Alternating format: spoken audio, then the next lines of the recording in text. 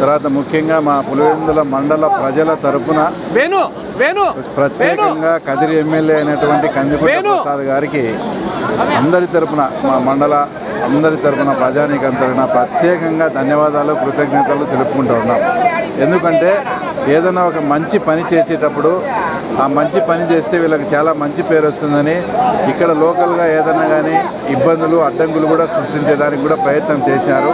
అవన్నీ కూడా ఆయన కానీ మేము కానీ ఇక్కడ ఉండే లోకల్ వాళ్ళకు కూడా అంతా సర్ది చెప్పి ఇద్దరికీ మంచే జరుగుతుంది.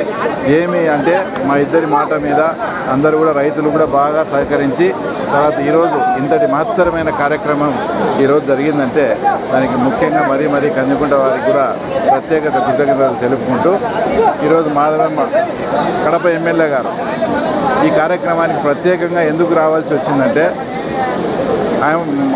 మొన్న జరిగిన జెడ్పీటీసీ ఎలక్షన్స్లో పెద్ద ఊరైనటువంటి నల్లపరెడ్డిపల్లి గ్రామం అంతా కూడా కడప ఎమ్మెల్యే గారే ప్రచారం చేశారు. ఆమె ఏ ఇంటికి పోయినా కూడా మాకు అక్కడ నీళ్లు ఎర్రబల్ల చెరువుకు నీళ్ళు వచ్చేట్టుగా చేయండి, మా ఓట్లన్నీ కూడా మీకే వేస్తామని అప్పుడు హామీ ఇచ్చారు.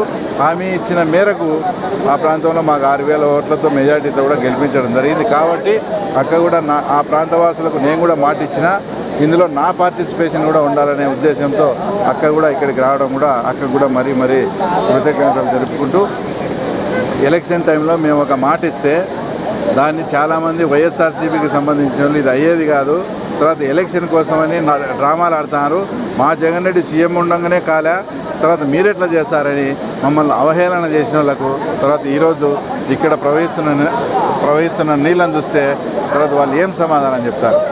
ఒక చిన్న పని అసలు మాకు మొట్టమొదటగా ఇది లీకేజ్ వాటర్ అయ్యి వంకల్లో పడి వచ్చి చెరువు నిండుతాడంటే ఆశ్చర్యపోయి మేమంతా చూని వచ్చినాం. ఆ ప్రజలంతా చెప్తే ఇక్కడ చిన్న వెంటు పెడితే ఒక 30 క్యూసెక్లు ఈరోజు మేము 150 నుంచి 250 క్యూసెక్లు కూడా ఇస్తాం. మాకు కావాల్సింది 30 క్యూసెక్లే, మిగతా 200 చిల్లర అంతా కూడా కదిరి కాన్స్టిట్యున్సీ వాళ్ళు వాళ్ళ చెరువులు నింపుకునేదానికి ఉపయోగపడతారు.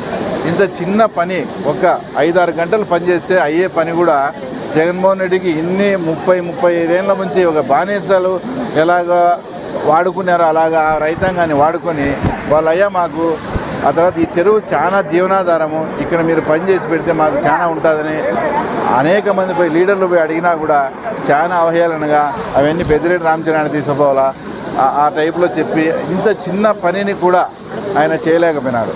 అదే ఇప్పుడు అందరి సహకారంతో ఇక్కడ ఉండే సహకారంతో మొత్తం మేము ఏదైతే జెడ్పీటీసీ ఎలక్షన్స్లో వాగ్దానం ఇచ్చామో ఆ వాగ్దానం మేరకు మొత్తం ఎర్రబల్లె చెరువు నింపే కార్యక్రమం అయితే బ్రహ్మాండంగా జరిగింది.